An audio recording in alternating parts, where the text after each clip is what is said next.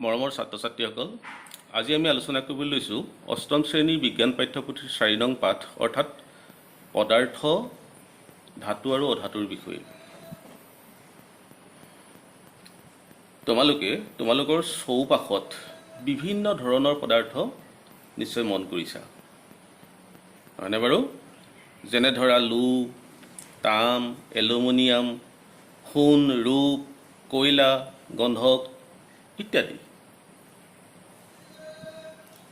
এই পদাৰ্থবোৰৰ নিজস্ব কিছুমান ধৰ্ম বা গুণ আছে। এই ধৰ্মবোৰ ভৌতিক ধৰ্ম আৰু ৰাসায়নিক ধৰ্ম। পদাৰ্থৰ ভৌতিক আৰু ৰাসায়নিক ধৰ্মৰ ওপৰত ভিত্তি কৰি এই পদাৰ্থবোৰক ধাতু আৰু অধাতু এই দুটা ভাগত ভাগ কৰা হৈছে।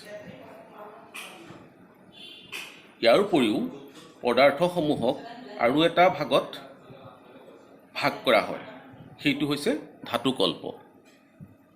এই ধাতুকল্পসমূহে ধাতু আৰু অধাতু দুয়োটাই ধৰ্ম দেখুৱায়। এতিয়া আহাচোন, প্ৰথমতে আমি ধাতু আৰু অধাতুৰ ভৌতিক ধৰ্মৰ বিষয়ে আলোচনা কৰোঁ।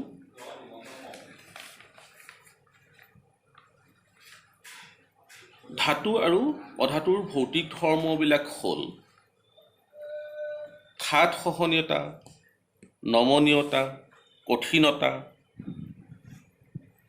চিকমিকিয়া, সনাদ, তাপ আৰু বিদ্যুতৰ পৰিবাহী ইত্যাদি।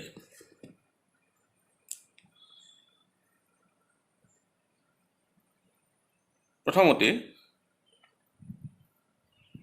খাদ সহনীয়তাৰ বিষয়ে চাওঁ আহাচোন। পদাৰ্থসমূহক পিটি পাতল পাতৰ আকাৰত গঢ় দিব পৰা ধৰ্মটোকে ঘাত সহনীয়তা বোলে। ধাতুসমূহক কোবাই পাতল পাতৰ আকাৰত গঢ় দিব পাৰি, সেইবাবে ধাতুসমূহ ঘাত সহনীয়তা। কিন্তু অধাতুসমূহ ঘাত সহনীয়তা নহয়, কাৰণ অধাতুসমূহক পিটিলে পাতল পাতলৈ পৰিৱৰ্তন কৰিব নোৱাৰি, অৰ্থাৎ ইহঁত ভাগি যায়।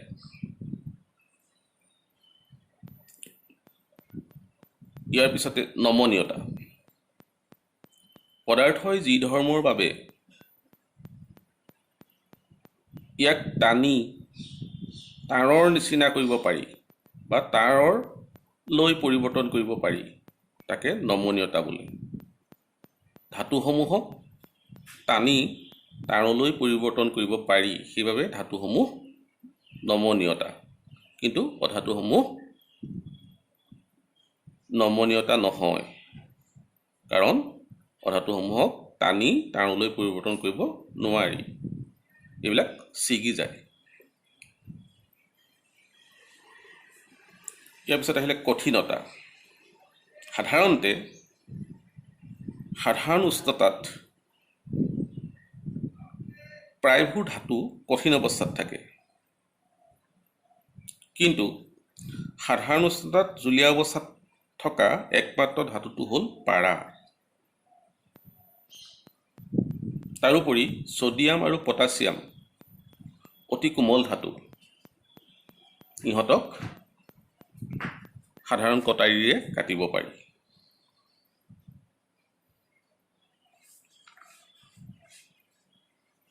ইয়াৰ পিছত আহিলে চিকমিকিয়া। ধাতুসমূহৰ বাহ্যিক ৰূপটো উজ্জ্বল আৰু চিকচিকীয়া হয়, সেইবাবে কিছুমান ধাতুক আমি অলংকাৰ প্ৰস্তুত কৰাত বা তৈয়াৰ কৰাত ব্যৱহাৰ কৰোঁ। আনহাতে অধাতুসমূহ অনুজ্জ্বল অৰ্থাৎ চিকমিকিয়া নহয়। ইয়াৰ পিছতে আহিলে সনাদ। ধাতুৰে নিৰ্মিত বস্তুবিলাকক জোৰেৰে কোবালে ৰিং ৰিং ধ্বনিৰ সৃষ্টি কৰে, সেইবাবে ধাতুবিলাকক সনাদ পদাৰ্থ বোলে। ধাতুৰ বাহিৰে অন্য পদাৰ্থবিলাকক কোনো বস্তুৰে কোবালে ই ৰিং ৰিং ধ্বনিৰ সৃষ্টি নকৰে। সেইবাবে আমাৰ বিদ্যালয়ত থকা বেলটো বা মন্দিৰত থকা ঘণ্টাটো ধাতুৰ দ্বাৰা নিৰ্মিত কৰা হয়। ইয়াৰ পিছত আহিলে তাপ আৰু বিদ্যুতৰ সুপৰিবাহী। সাধাৰণতে ধাতুসমূহ তাপ আৰু বিদ্যুতৰ সুপৰিবাহী, আনহাতে অধাতুবিলাক তাপ আৰু বিদ্যুতৰ কুপৰিবাহী।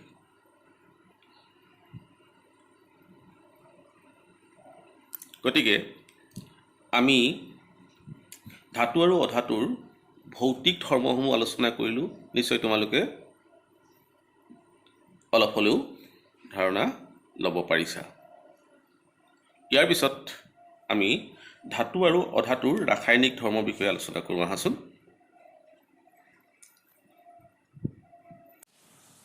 প্ৰথমতে আমি ধাতু আৰু অধাতুসমূহে অক্সিজেনৰ সৈতে কেনেদৰে বিক্ৰিয়া কৰে চাওঁ আহাচোন। প্ৰায়বোৰ ধাতুৱে অক্সিজেনৰ লগত বিক্ৰিয়া কৰি ধাতুটোৰ অক্সাইড উৎপন্ন কৰে আৰু এই ধাতৱ অক্সাইডসমূহ ক্ষাৰকীয় প্ৰকৃতি। ছডিয়াম আৰু পটাছিয়াম ধাতু দুটা অধিক সক্ৰিয় ধাতু। সেইবাবে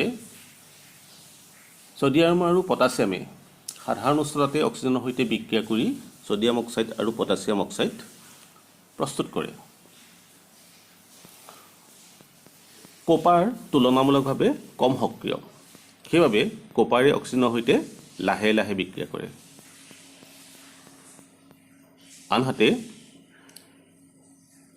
অধাতুসমূহে অক্সিজেনৰ সৈতে বিক্ৰিয়া কৰি অধাতুটোৰ অক্সাইড উৎপন্ন কৰে আৰু এই অধাতৱ অক্সাইডসমূহ আম্লিক প্ৰকৃতিৰ।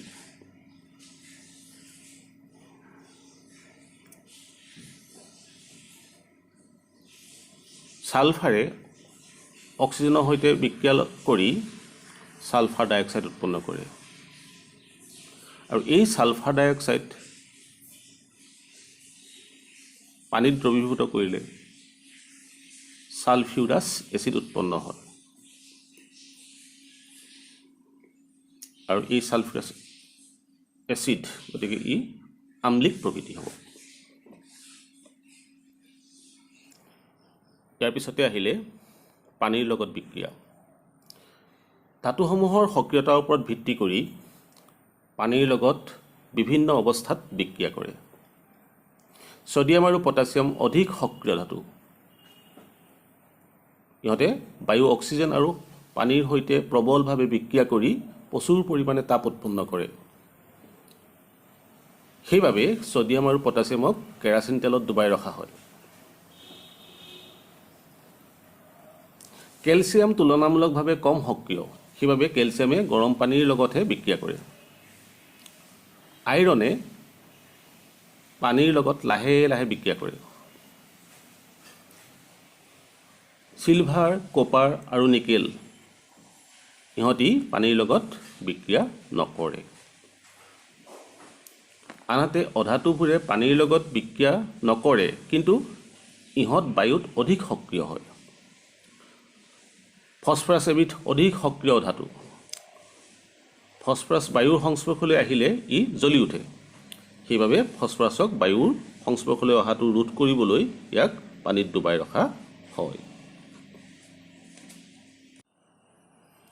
এইবাৰ ধাতু আৰু অধাতুসমূহে এচিডৰ লগত কেনেদৰে বিক্ৰিয়া কৰে চাওঁ আহাচোন। ধাতুসমূহে অম্লৰ সৈতে বিক্ৰিয়া কৰি হাইড্ৰজেন গেছ উৎপন্ন কৰে। আনহাতে অধাতুসমূহে অম্লৰ সৈতে বিক্ৰিয়া নকৰে। জিংকে হাইড্ৰক্লৰিক এচিড আৰু ছালফ্ৰিক এচিডৰ লগত বিক্ৰিয়া কৰি জিংক ক্লৰাইড আৰু জিংক ছালফেট লগতে হাইড্ৰজেন গেছ উৎপন্ন কৰে। কপাৰে লঘু হাইড্ৰক্লৰিক এচিডৰ লগত বিক্ৰিয়া নকৰে, কিন্তু ছালফ্ৰিক এচিডৰ লগত বিক্ৰিয়া কৰি কপাৰ ছালফেট আৰু হাইড্ৰজেন গেছ উৎপন্ন কৰে। ইয়াৰ পিছতে ক্ষাৰকৰ সৈতে বিক্ৰিয়া। ধাতুসমূহে ছডিয়াম হাইড্ৰক্সাইডৰ সৈতে বিক্ৰিয়া কৰি হাইড্ৰজেন গেছ প্ৰস্তুত কৰে। অধাতুৰ সৈতে ক্ষাৰকৰ বিক্ৰিয়াসমূহ জটিল। এই বিক্ৰিয়াসমূহ তোমালোকে ওপৰৰ ক্লাছত ভালদৰে শিকিবলৈ পাবা।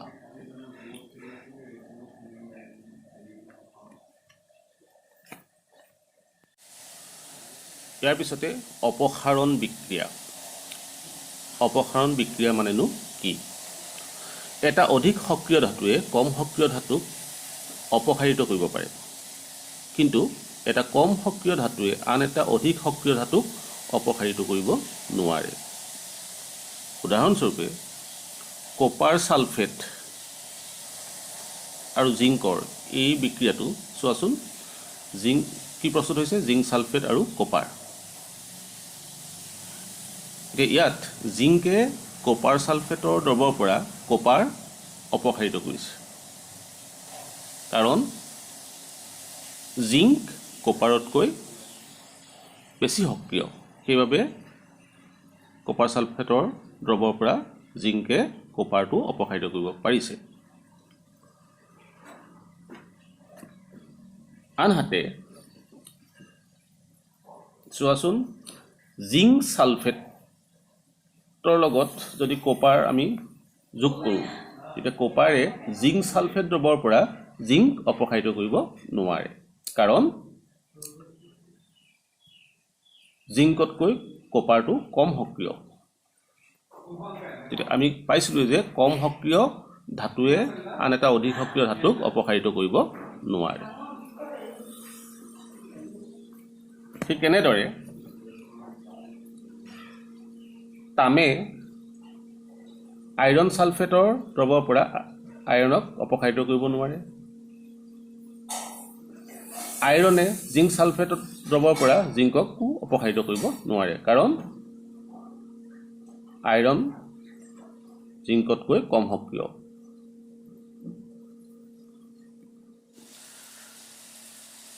এতিয়া ধাতু আৰু অধাতুৰ ব্যৱহাৰৰ বিষয়ে আলোচনা কৰোঁ আহাচোন।